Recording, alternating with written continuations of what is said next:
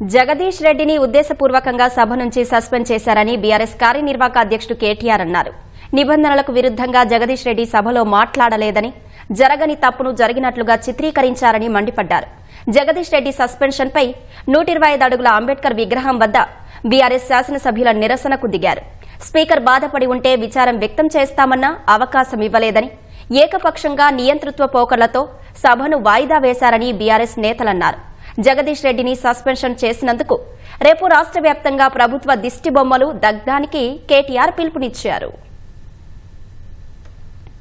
ఎక్కడ కనీసం ఒక్క మాట కూడా స్పీకర్ గారిని అగౌరవంగా పొరపాటున కూడా పెద్దలు జగదీశ్వర్ రెడ్డి గారు అనని, కానీ ఇవాళ అనని మాటను అన్నట్టుగా జరగని తప్పునేదో తరిగినట్టుగా చిత్రీకరించి ఇవాళ మా గౌరవ సభ్యులు జగదీశ్వర్ రెడ్డి గారిని ఏదైతే ఈ సమావేశాలు ముగిసేంత వరకు సస్పెండ్ చేస్తున్నామని చెప్పి ఏకపక్షంగా నియంతృత్వ పోకడలతో ఈ రాష్ట్ర ప్రభుత్వం 5 గంటలు సభను వాయిదా వేసి ఢిల్లీలో ఉండే రేవంత్ రెడ్డి గారి ఆదేశం మేరకు జగదీశ్వర్ రెడ్డి గారి కనీసం తాను చేసిన తప్పేంది, నేను ఏం మాట్లాడినా తప్పు మాట అని కనీసం వివరణ అడగడానికి గాని అని చెప్తే కూడా వినిపించుకోకుండా కేవలం కాంగ్రెస్ పార్టీ శాసనసభ్యులు ఒక 4-5గురితో మాట్లాడించి, ఒక 3-4 మంత్రులతో మాట్లాడించి వాళ్ళు చెప్పిందే సత్యం అన్నట్టు ఇవాళ ఏకపక్షంగా బుల్డోజింగ్ ధోరణితో నియంతృత్వ పోకడలతో ఈ రాష్ట్ర ప్రభుత్వం ఏకపక్షమైన నిర్ణయం తీసుకుని ఇవాళ మా సభ్యుడి గొంతు నొక్కడం జరిగింది.